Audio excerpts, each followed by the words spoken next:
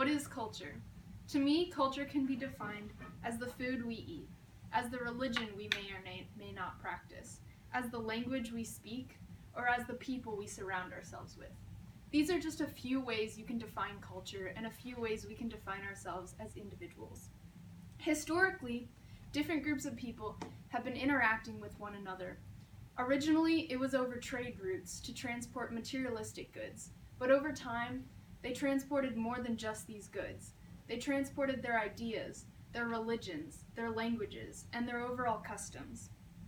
For example, during the Crusades, many Europeans interacted with Muslims, and then they got many goods from this, such as paper and mathematics. And this helped develop their culture during the Renaissance, when they could document their ideas and their religions and spread it all throughout Eurasia.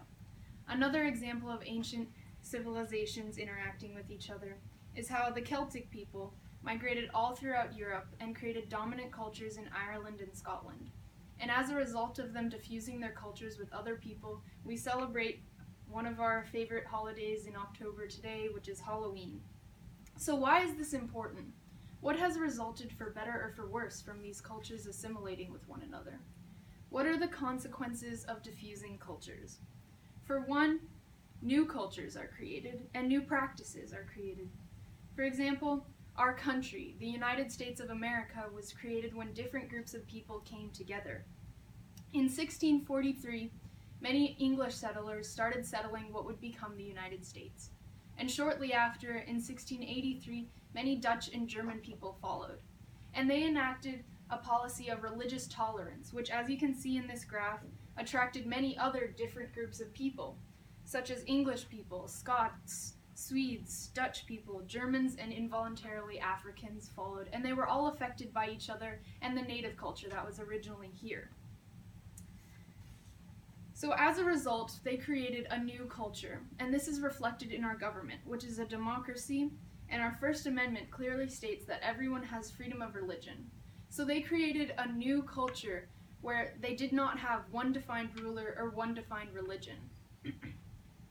So secondly, when cultures assimilate with one another, it gives people new perspectives and new ways to look at things.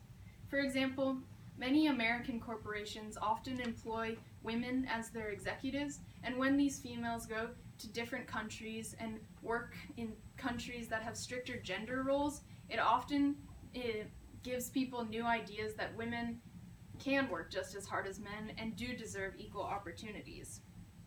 So, according to the article Pros and Cons of Assimilation, assimilation can be defined as when a less dominant group tries to assimilate or tries to blend in with their host region's culture by participating in the activities of the host region.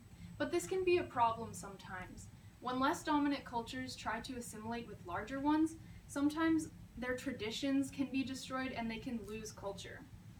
For example, we all learned earlier in the year that Muslims are trying to assimilate all over the world, and more specifically in France. If they want to go to school, they are forced to remove their traditional headscarves, their hijabs.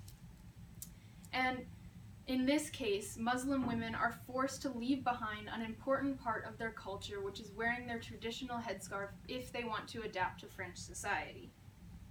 And furthermore, when cultures diffuse with one another, they often lose languages. For example, Gaelic used to be the most dominant language in Ireland, but in the 1800s, England asserted English as the most dominant language. And as you can see, over the years, the number of speakers of Gaelic has slowly diminished. But why is this a problem? Why can't we all just speak the same language? As Isabel said, communication would be much more easier then. But language is not only a way of communication, but it is a way of thinking. And every time a language dies, so does a new perspective and a new way of looking at the world. For example, the Tuvan people. They are a nomadic group around Siberia, and their language is dying. Only about 235,000 speakers speak that language anymore.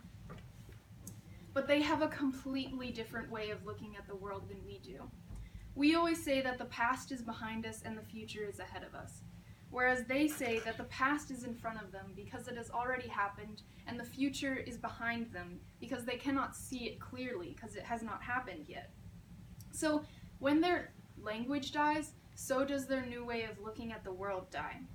So in summary, when cultures come together, they can often create new practices and give people new perspectives. However, sometimes when less dominant cultures try to assimilate with larger ones, it can lead to culture loss and the loss of languages. So where is the balance between this?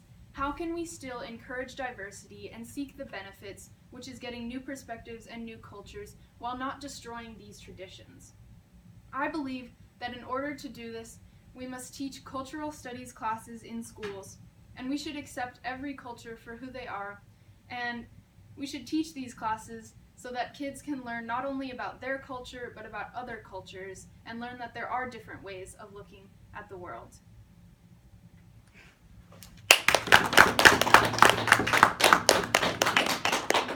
Just stop it.